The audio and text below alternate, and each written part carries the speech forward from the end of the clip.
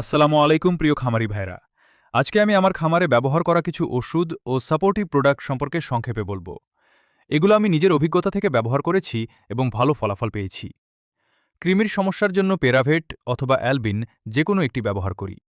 রোগ প্রতিরোধ ক্ষমতা বাড়াতে লাইসোফিট। প্রায় সব ধরনের চিকিৎসার সময় সাপোর্ট হিসেবে ব্যবহার করি। ঠান্ডার প্রাথমিক চিকিৎসায় ফাস্ট ভেট ব্যবহার করি। ঠান্ডার গুরুতর অবস্থায় এনরোসিনভেট।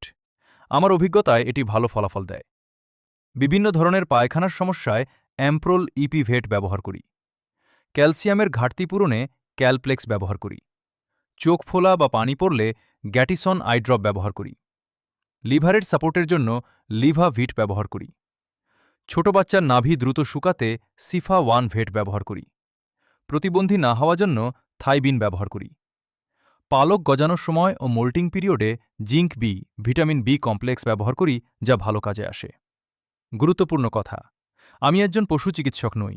এগুলো সম্পূর্ণ আমার ব্যক্তিগত অভিজ্ঞতা থেকে শেয়ার করছি। রোগের ধরন ও অবস্থাভেদে চিকিৎসা ভিন্ন হতে পারে, তাই প্রয়োজনে অবশ্যই ভেটেরিনারি ডাক্তারের পরামর্শ নিন।